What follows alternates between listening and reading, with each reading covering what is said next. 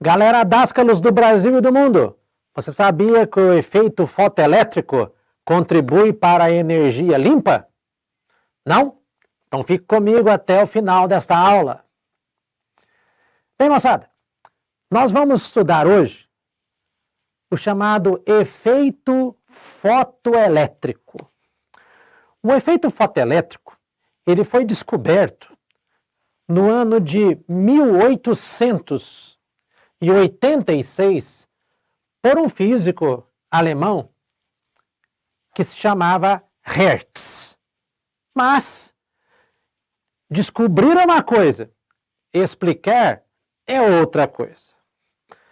O tempo passou e só em 1905 que um físico, talvez o mais famoso de todos, que foi Albert Einstein, descobriu a explicação do porquê que o efeito fotoelétrico acontecia.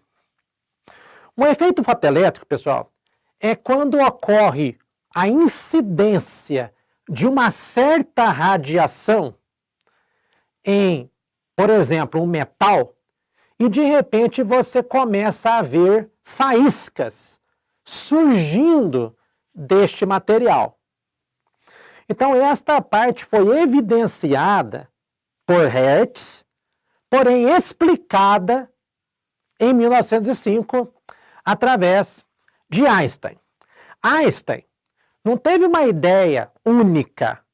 Na verdade, ele fez uma coletânea de ideias para construir a sua explicação.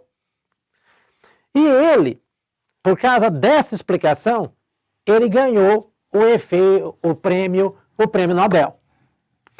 Qual é a importância do efeito fotoelétrico hoje, na sociedade que vivemos?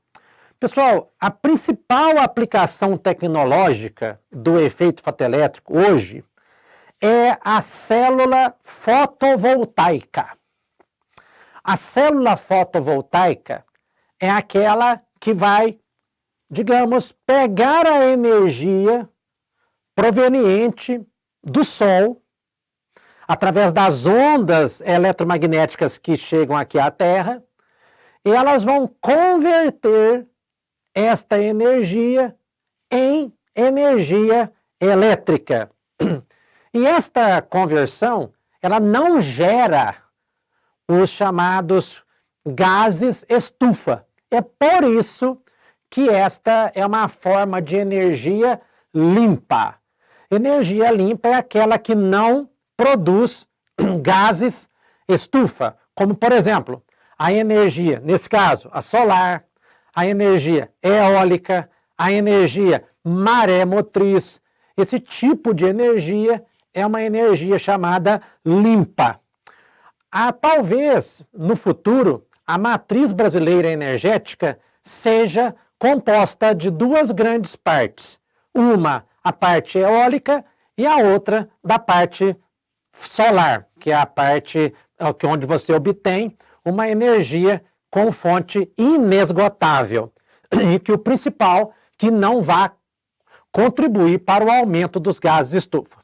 Aí como é que é feito, ou como é que foi feita essa explicação à época?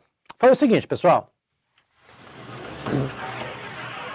Aqui nós temos uma breve representação sobre, digamos, você tem uma placa metálica que eu representei aqui como sendo uma parte branca. E lá, no metal, claro, existem os núcleos, onde nós temos os prótons, temos os nêutrons, e ao redor nós temos a eletrosfera. E justamente o que foi explicado por Einstein foi que quando uma determinada radiação atingia o sistema, no caso o metal, isso fazia com que o elétron ele fosse lançado, ele fosse ejetado para fora da parte do átomo. Só que isso não acontece de qualquer jeito, não.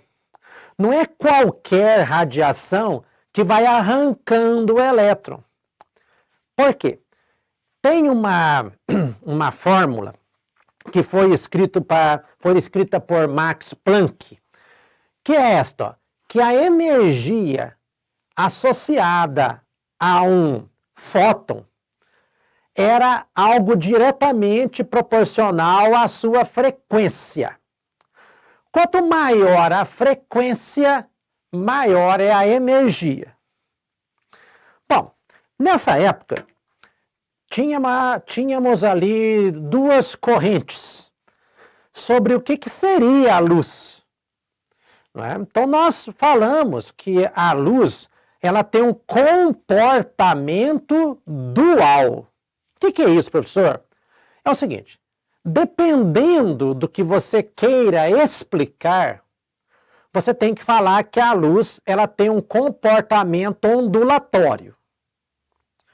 Mas, em outras situações, entende-se que a luz tem um comportamento corpuscular.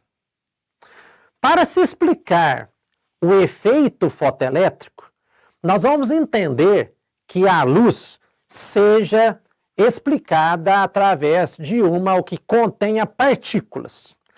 E essas partículas luminosas, elas são chamadas de fótons. Então, as partículas, elas têm um nome que são os fótons.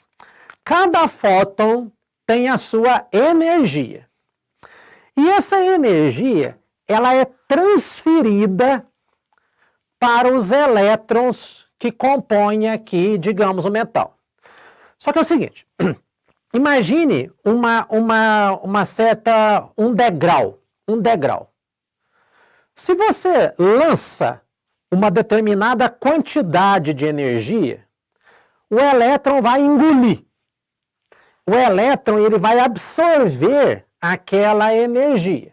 Mas aí que está a ideia do negócio. Ó.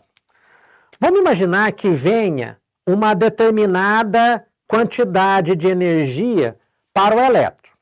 O elétron absorve essa energia e com essa energia ele salta. Mas, às vezes, o salto não é autossuficiente. Ou seja, ele não consegue romper a barreira. Então, ele não sai. Por isso que, às vezes, você ilumina o metal com uma determinada frequência e não acontece nada. Porque o elétron está absorvendo a energia, mas a energia não é suficiente para dar o pulo. Então, não sai. Mas, à medida que você vai aumentando a energia, ou seja, você vai aumentando a frequência, equação de Planck, o que vai acontecer? Vamos supor que haja uma determinada frequência muito grande, muito alta, muito elevada, e ela chega ao elétron. Só que quando o elétron absorve aquela quantidade de energia, ele tem energia suficiente para sair do corpo. Então, você tem a ejeção desses elétrons. E quando a luz ela chega, você tem essa ejeção dos elétrons, e isso vai formar uma corrente, que é uma corrente feita por elétrons. Então, nós temos uma corrente de fotoelétrons. Você tem, então, assim, digamos, o acender da lâmpada através justamente dessas baterias, que são baterias utilizadas nas células fotovoltaicas. E uma coisa, assim, tecnicamente, que é interessante, é o seguinte, quando o elétron sai, ele sai com uma determinada energia, que é a energia cinética. Quando ele sai com velocidade. Então, você tem aqui a chamada energia, que é a energia o quê? Cinética. E como é que você vai calcular essa energia cinética? Olha, a energia cinética é a diferença entre o que você doou para ele, que é esta energia, ela é dada pela equação de Planck, que é H vezes F, correto? Essa energia, ela vem justamente daí, menos uma determinada quantidade de energia que ele gastou para superar esse degrau. E esta quantidade de energia, ela é chamada de função, ela tem o nome de função trabalho.